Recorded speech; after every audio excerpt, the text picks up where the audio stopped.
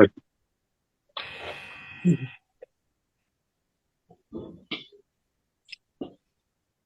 Hola, buenas noches.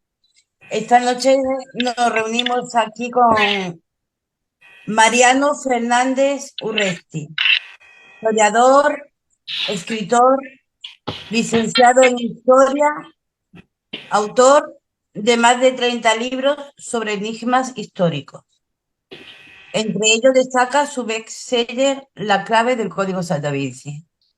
Buenas noches, Ima. Buenas noches, Mariano. Buenas noches. hola, buenas Es un noches. placer. Esta noche tenemos a Mariano, trataremos con él el tema de los templarios.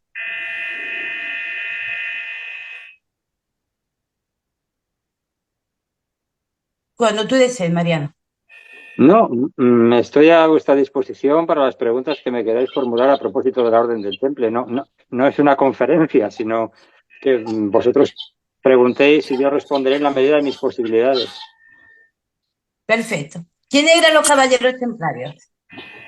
Bueno, yo creo que lo primero que hay que hacer es desmitificar la imagen que actualmente parece que circula a propósito de la Orden de los Caballeros del Temple, porque parece que los han convertido en unos héroes casi mitológicos, como si fueran héroes de la productora Marvel, y no es así, no fue así. Los Caballeros de la Orden del Temple no fueron sino monjes y guerreros. Una orden de caballería y una orden de monjes que surge en el siglo XII y que se desarrolla su trayectoria desde 1118 hasta 1307, 1314, definitivamente. Les han convertido, sobre todo en algunos medios, en una suerte de, como he dicho antes, héroes mitológicos, y no es así. Eran un grupo de hombres y, por tanto, sujetos a los errores y a los aciertos de los hombres. La Orden del Temple está envuelta, eso sí es verdad, en toda una serie de misterios, desde su propio origen hasta algunos de sus supuestos conocimientos y finalmente también el modo en que caen en desgracia y es disuelta la orden por parte del Papa, también está envuelta en la leyenda. Pero como te decía antes, lo primero que tiene que quedar claro es que estamos hablando de monjes guerreros, sujetos a las tres reglas básicas de aquellos grupos humanos: pobreza, castidad y obediencia. De manera que todos aquellos que a veces ahora incluso dicen ser templarios, deberían de preguntarse si cumplen estos tres preceptos: pobreza, castidad y obediencia, y si son monjes y si son guerreros. Porque si no cumplen ninguna de esas cosas, serán cualquier otra cosa diferente, pero no una orden de caballería del siglo XII. Bien. ¿Qué buscaban? ¿Qué buscaban, eh? Esa es la pregunta del $1.000.000. Vamos a ver. La orden surge, como te decía, en 1118, cuando un caballero de la Champaña francesa encabezó una pequeña expedición formada por 8 caballeros más, de origen franco y flamenco, que pusieron rumbo a Jerusalén. Los cristianos acababan de reconquistar o conquistar la ciudad de Jerusalén muy poco antes, durante la Primera Cruzada. Y los cronistas de la época, Guillermo de Tiro, que era canciller de Jerusalén, y también Jacques de Vitry, que fue obispo de la ciudad de Acre, aseguran que esos caballeros, encabezados por Hugo de Payens, se presentaron ante el rey de Jerusalén entonces, Balduino II, con el propósito de velar por la seguridad de los peregrinos que viajaban a Tierra Santa. Pero Guillermo de Tiro escribió esa crónica, 70 años más tarde de la llegada de los caballeros templarios a Jerusalén, y Jacques de Vitry, el otro cronista, vivió un siglo después. Por eso no está claro si realmente lo que ellos dicen, el propósito del que ellos hablan, era realmente el propósito que tenían los caballeros templarios, estos primeros 9 caballeros que llegan a Jerusalén. Y como te digo, llegan en 1118, pero digamos que el propósito último sigue siendo todo un enigma, porque ya había una orden de caballería, que era la orden de los hospitalarios de San Juan de Jerusalén, que cumplía la función de velar por los peregrinos. De manera que, ¿por qué era necesaria una segunda orden que hiciera lo mismo? Entonces, ese es el primero de los grandes enigmas que tiene la orden de los pobres comilitones del Templo de Jerusalén, que fue como también los llamaron. Es decir, si los dos cronistas que escriben sobre el origen del temple lo hacen 70 y un siglo después de la aparición del temple, ¿realmente lo que cuentan es lo correcto? Primera pregunta. Segunda pregunta, si están en lo correcto, es decir, si iban a velar por la seguridad de los peregrinos, ¿por qué iban a hacerlo si ya había otra orden de caballería anterior, que era la orden de San Juan de Jerusalén, que hacía eso? Esas dos cuestiones permiten o han permitido a muchos autores pensar que tal vez existía un fin oculto, un fin diferente que explicara la necesidad de esta nueva orden de caballería que surge en un momento concreto histórico, que es el de la primera cruzada, después de la primera cruzada predicada por el Papa Urbano II, y que había permitido, como dije antes, que los cristianos tomaran Jerusalén en 1099, es decir, 19 años antes de la llegada de estos 9 caballeros. Lo sorprendente de este caso es que apenas llegan a Jerusalén, el entonces rey Balduino II, de una manera extraña, graciosa y singular, les ofrece parte de lo que hasta ese momento estaba siendo el Palacio del Rey, que no era otra zona, otro lugar que la explanada de las mezquitas de Jerusalén, es decir, la mezquita de la Roca y la mezquita de Al-Aqsa. A partir de ahí, estos 9 caballeros no consta en ninguna crónica que intervinieran en ninguna batalla, en ninguna refriega, que no se enfrentaran en absoluto con nadie, y no se sabe muy bien qué hicieron durante esos 9 años hasta que se plantea la posibilidad de que allí hubieran estado haciendo otra cosa bien diferente que velar por los intereses de los peregrinos, buscando tal vez algún tipo de secreto en el subsuelo del templo del lugar donde había estado construido el templo de Herodes I y el templo de Salomón antes, ¿no? De manera que, respondiendo de una manera más concisa a tu pregunta, ¿qué buscaban? Pues es un enigma. Como te digo, para algunos su propósito era velar por los peregrinos que iban a Tierra Santa, para otros, que cuestionan esa posibilidad, buscaban algún secreto oculto en el subsuelo de la zona donde estaban las mezquitas y anteriormente los templos que he mencionado, el de Herodes y el de Salomón. ¿Qué significado tenía Mariano la Cruz Roja como la que lleva detrás nuestra compañera Emma?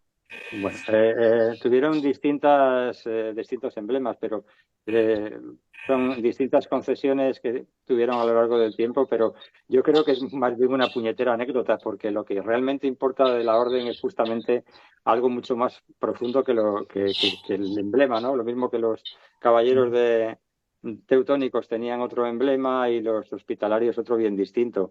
El planteamiento tiene que ser quiénes eran esos 9 caballeros y por qué el rey les entrega sin conocerlos parte de su palacio. El hábito viene después. En 1128, en el Concilio de Troyes, en Francia, se les concede una regla de comportamiento de vida, de comportamiento monástico y también de comportamiento guerrero, donde se incluyen una serie de preceptos, entre ellos los hábitos, la diferencia entre los caballeros y los que no lo eran, que vestirían unos un sayo blanco, otros un sayo pardo. Como digo, eso es anecdótico. Lo importante es quiénes eran esos 9 caballeros, en primer lugar. Segundo, por qué Bernardo de Claraval, que era una de las mentes más afiladas, más inteligentes del medievo en aquella época, es el hombre que va a impulsar con su elogio de la nueva milicia, un texto que escribió, va a impulsar el desarrollo de la Orden del Temple, va a ser el que escriba esa regla de comportamiento que os he dicho antes, y si es o no casualidad que Bernardo de Claraval fuera sobrino de uno de los 9 caballeros que viajaron con Hugo de Payens a Tierra Santa en aquel momento. Y también qué papel jugó el conde Hugo de Champaña en todo esto. Hugo de Champaña era el señor feudal de Hugo de Payens, al que han hecho algunos el líder de la Orden del Temple, en mi opinión, erróneamente.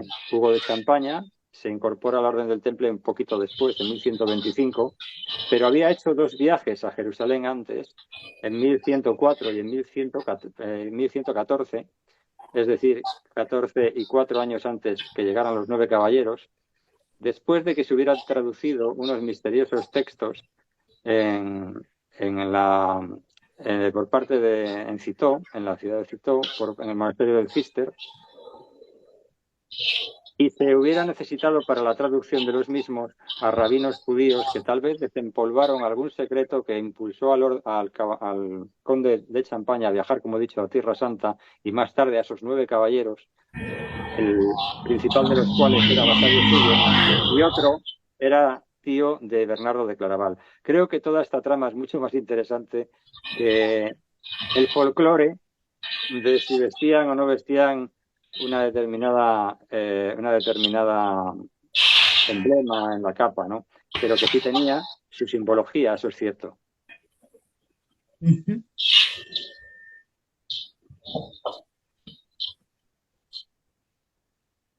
¿Por qué se especulaban que poseían el Santo Grial? Bueno, depende de lo que tú consideres o se considere que es el Santo Grial. A ver, para la gente habitualmente el Santo Grial es la supuesta copa con la que supuestamente, en una supuesta última cena, Jesús instauró la Eucaristía. Esa es la versión cristiana del Grial, pero lo cierto es que en la Edad Media circularon 3 versiones que popularizaron 3 escritores, 3 poetas sobre la leyenda del Grial. No sé si soy yo o sois vosotras, pero es que hay un ruido horroroso y resulta a veces difícil Sí, explicarse. La se primera de escucha las mucho. versiones la ofrece Cretian de Troyes, la misma ciudad donde se celebrará el concilio que concede al temple su regla de comportamiento, la forma de hábito, etc. Ese poeta, en Perceval, el cuento del Grial, menciona la existencia de un objeto maravilloso, de oro y piedras preciosas, al que denomina Grial, pero en ningún momento le relaciona con la copa de Jesucristo, o la supuesta copa de Jesucristo. Este poema, Perceval, queda inconcluso. El poeta no lo finaliza. La segunda versión del Grial que circula en la Edad Media la ofrece Robert de Boron, y este hombre sí que cristianiza el mito del Grial, identifica el Grial con la copa, la supuesta copa de Jesús y la supuesta institución de la Eucaristía.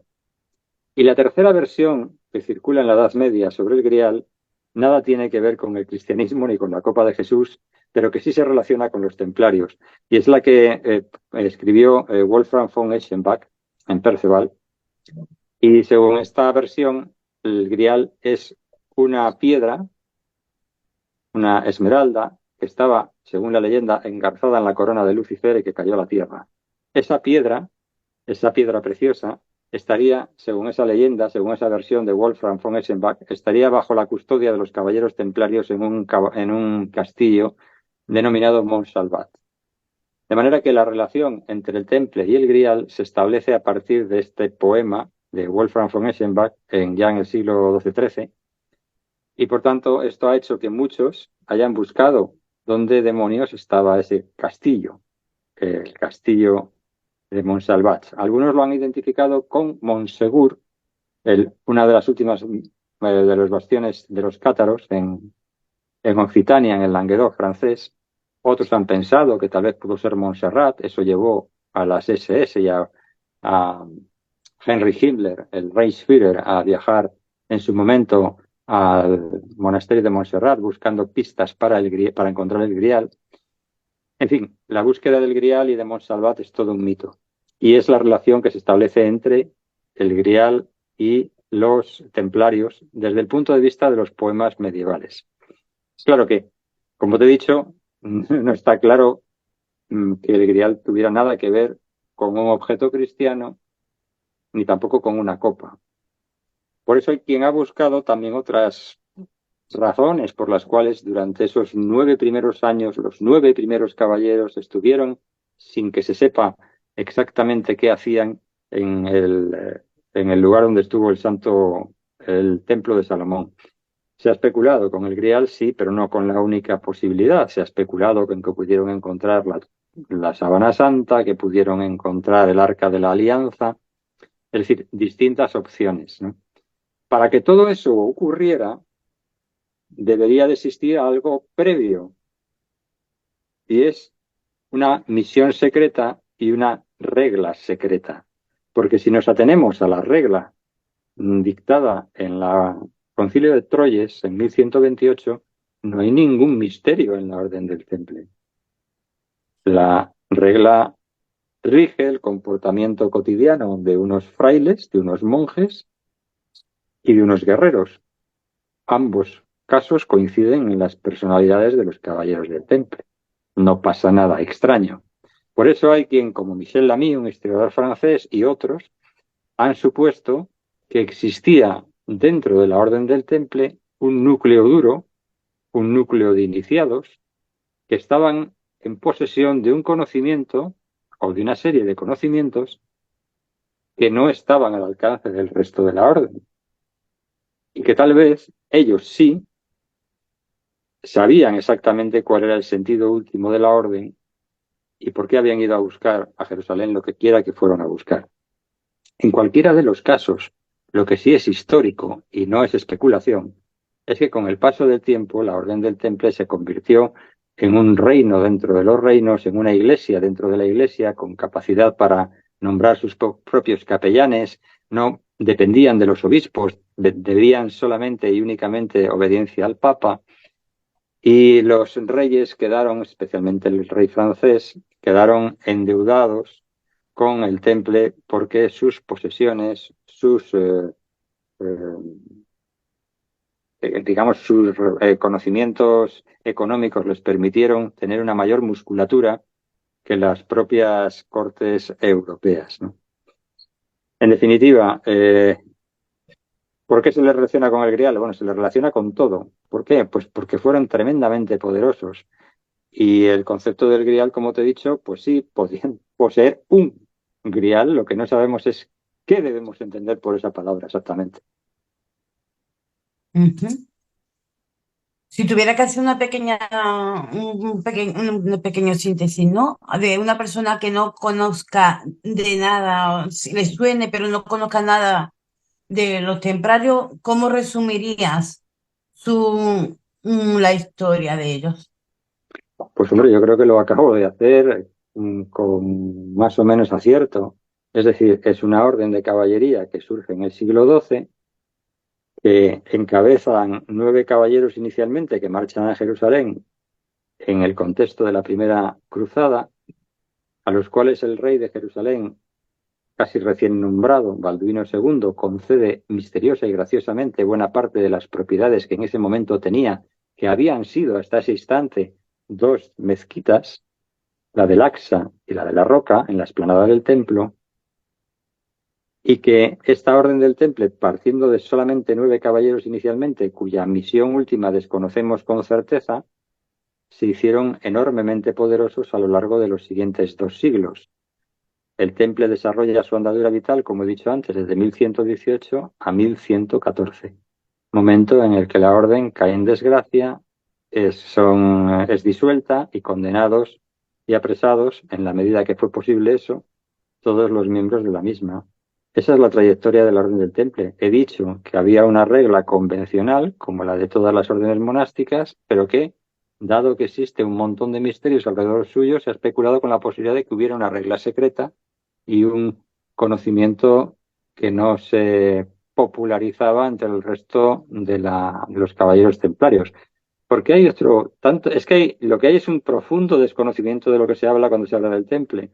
Se piensa la gente que todos los caballeros templarios eran maravillosos, como he dicho antes, y no saben, porque no tienen por qué saberlo, pero podrían hacerlo antes de hacer especulaciones gratuitas, que la Orden del Temple tenía a su disposición un montón de personas que trabajaban para ellos, no solamente los sargentos que vestían con unos uniformes diferentes, unos sayos pardos, sino la orden del temple tenía a la gente del temple. Es decir, tenían pastores, tenían agricultores, gente que trabajaba para ellos, que trabajaba en las encomiendas, que eran la unidad de producción básica de la orden del temple. Es decir, los templarios no eran seres maravillosos, glamurosos, que iban con una espada y una reluciente armadura, matando dragones o buscando griales.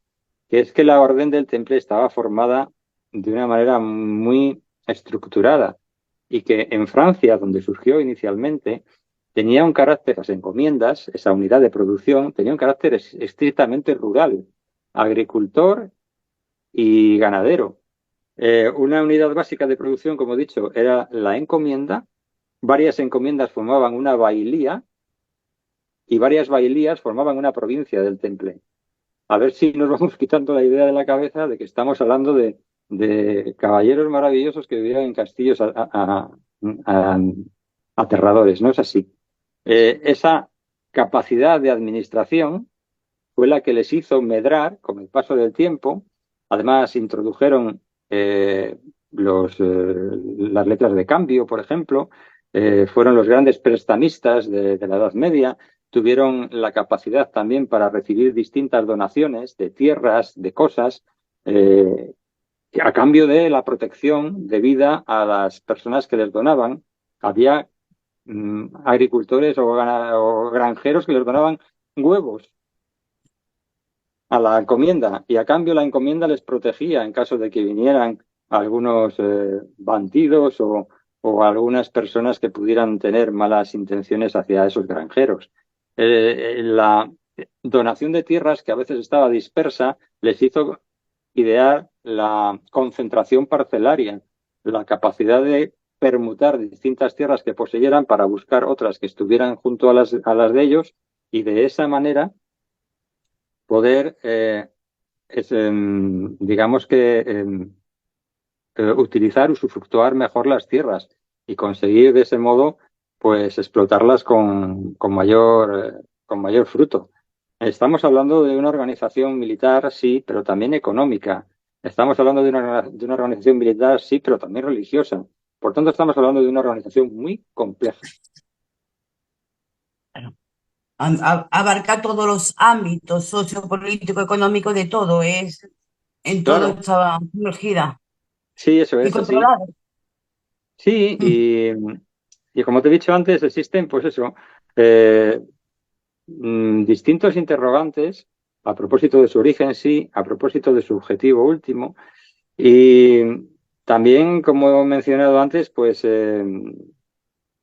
digamos, si esta regla, supuesta regla secreta, qué propósito último tenía, si era la consecución o el encontrar algún objeto digamos, religioso extraordinario, como han especulado algunos, o tal vez un conocimiento antiquísimo del cual pudieron tener noticia gracias a esos documentos que previamente se habían traducido, como os dije antes, en el monasterio del Cister en Citó.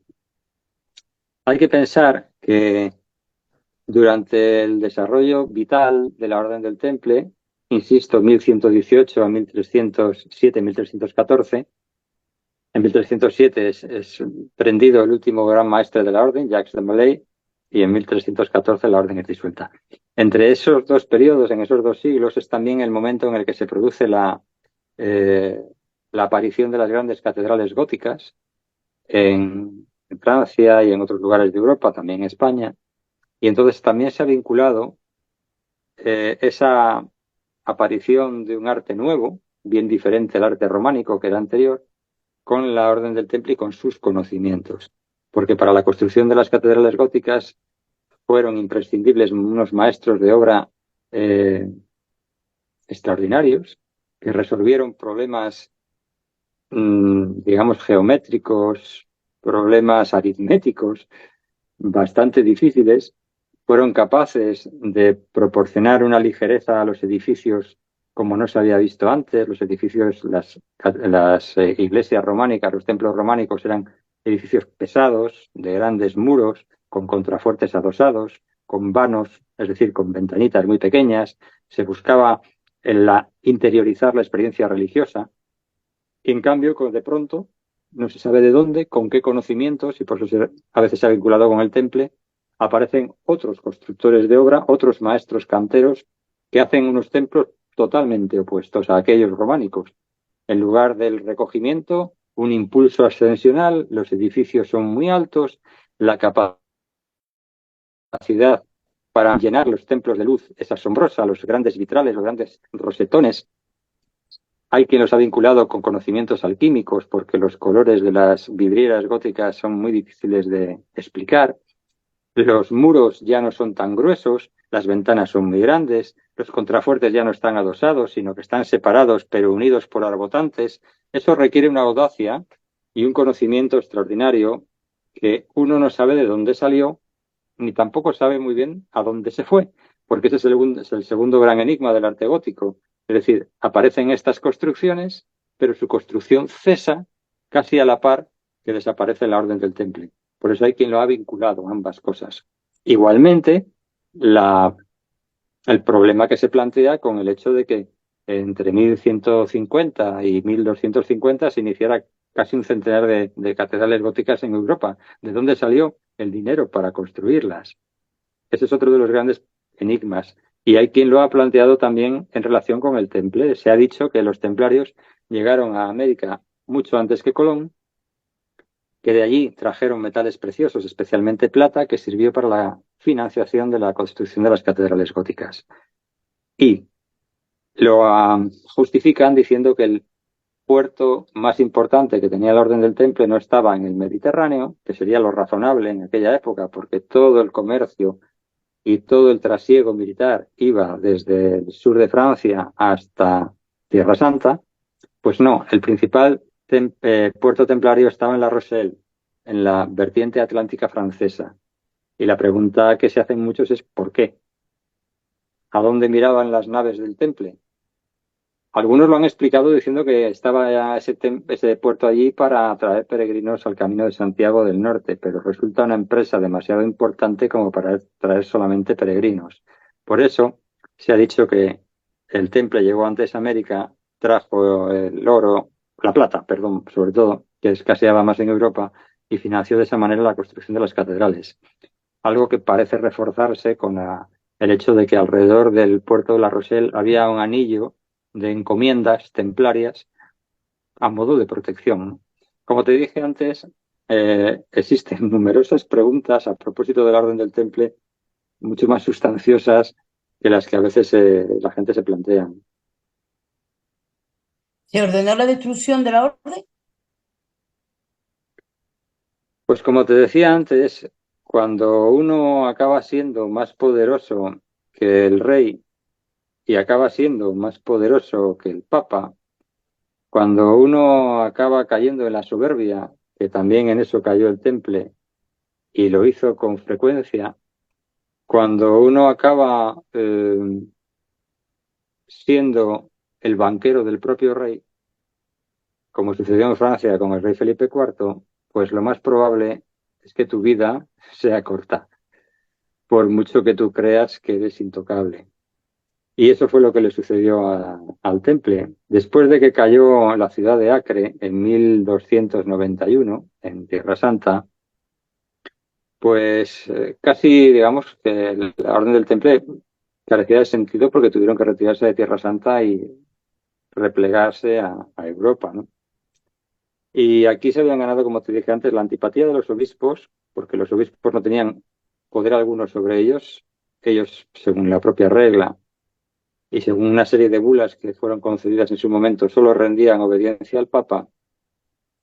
Y el rey francés, que tenía deudas poderosas con el Temple y ansiaba el supuesto tesoro que pensaba que los templarios tenían en la torre del Temple en París, se tejió una trama, se urdió una trama entre el rey francés Felipe IV y el Papa en aquel momento, Clemente V, y finalmente el día 13 de octubre de 1307 prendieron al que fue último gran maestre del Temple, Jacques de Molay, al que, bueno, pues después de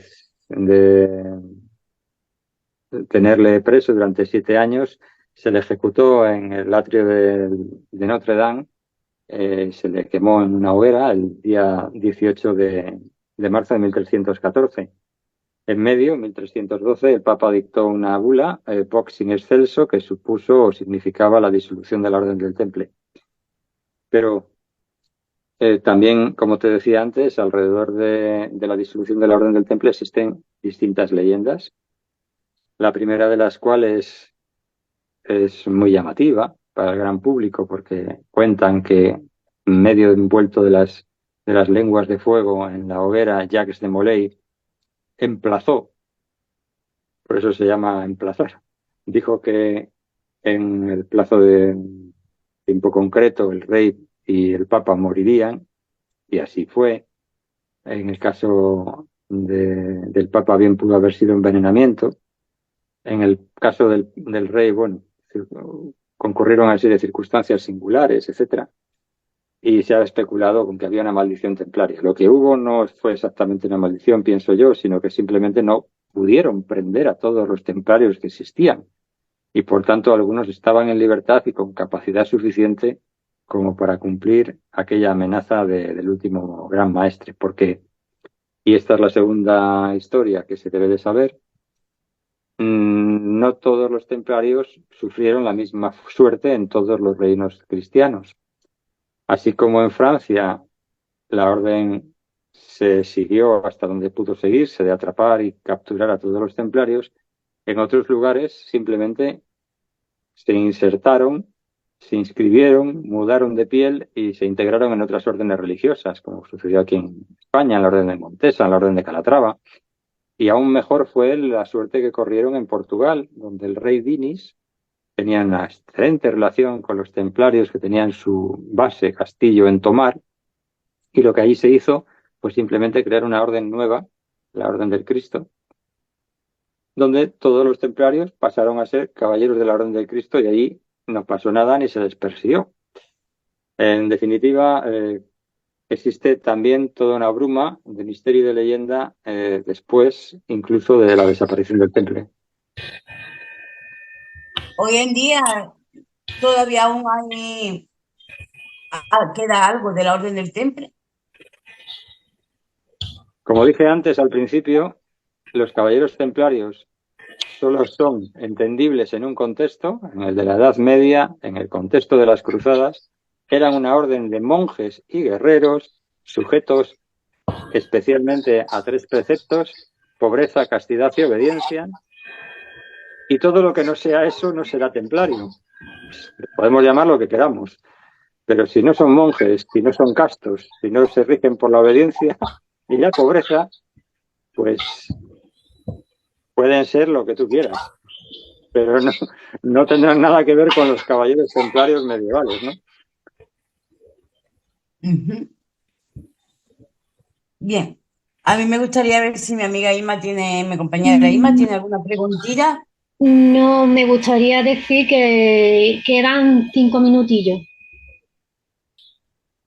Ujú. Pues en esos 5 minutos yo les propongo a vuestros seguidores, oyentes, pues que si quieren, uno de los últimos libros que publiqué es Los Templarios, el secreto de las catedrales, que se les recomiendo, guarda relación con todo lo que acabo de decir.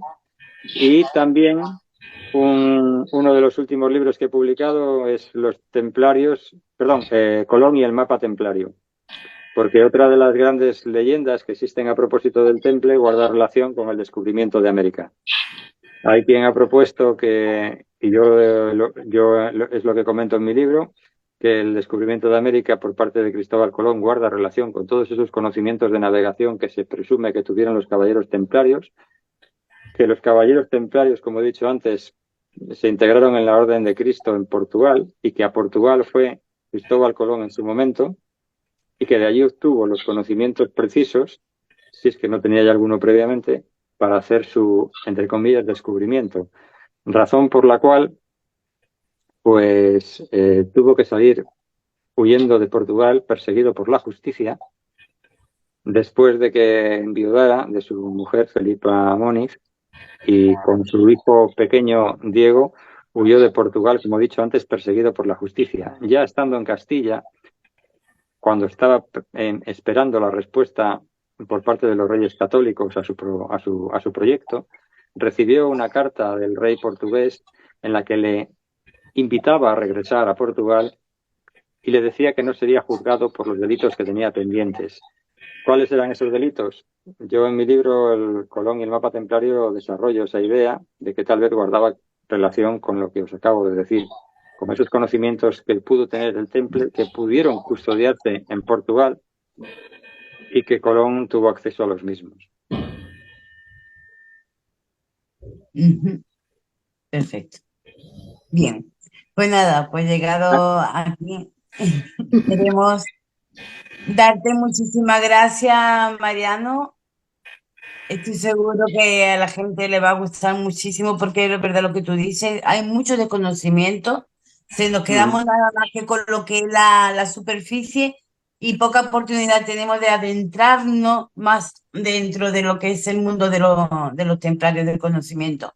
Aquí Hombre, yo con Mariano es un sí, libro. lo que rogaría es que la gente leyera Exacto.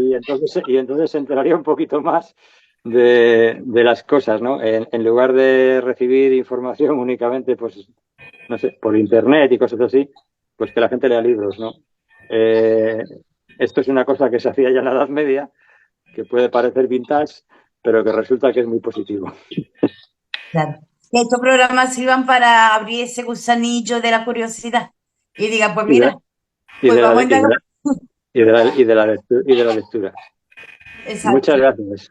Muchas gracias. Muchísimas gracias a ti, Mariano. Muchísimas gracias por tu tiempo. Muchas gracias. Adiós, adiós, adiós. Gracias.